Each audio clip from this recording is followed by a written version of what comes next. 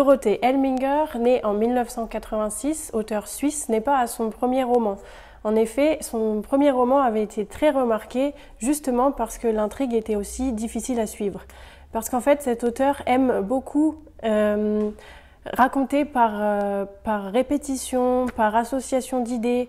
Donc ce sont des romans très complexes qui dépeignent le monde comme un entrelacement complexe d'actions, d'individualité, et c'est aussi le cas pour Aus der Zuckerfabrik. Et je pense que pour décrire ce livre, il vaut mieux parler de ce qu'il n'est pas. Donc il n'est ni un roman, ni un essai, ni de la poésie, ni même autobiographique. C'est plutôt une forme étonnante entre le carnet de recherche et le carnet de notes, le journal intime et le journal de bord.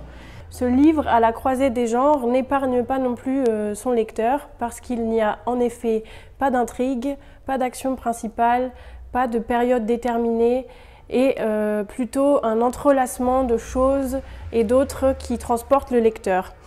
Et donc la seule chose à laquelle on peut vraiment se raccrocher, c'est cette narratrice, cette femme qui cherche sa place dans le monde en tant que femme, cette narratrice qui n'est pas sans rappeler l'auteur même, Dorothée Elminger, et qui se pose beaucoup de questions sur ses désirs, sur ses envies, sur sa faim, sur l'amour. Et ce sont des thèmes qui reviennent régulièrement, en plus d'autres thèmes comme le capitalisme, le colonialisme, l'esclavagisme. Tout ça, ce sont des thèmes qui sont traités dans ce livre de façon fragmentaire, puisqu'en fait le point de départ de ce livre, c'est donc un documentaire que l'auteur a vu sur l'ouvrier qui devient millionnaire grâce au loto Werner Bruni, le premier Suisse, en 1979. Et donc elle se pose la question, quel est le lien entre ce millionnaire et Haïti, puisque du coup à la vente aux enchères de ses biens, quand il perd son argent, on vend des sculptures qui viennent d'Haïti. Et donc c'est le point de départ, et donc c'est à partir de là aussi où elle entame une réflexion sur le sucre, Zuckerfabrik, le sucre qui fait le lien entre l'Europe et Haïti, entre les dominateurs, les dominés, entre le plaisir d'un côté et la mort de l'autre, notamment dans les plantations.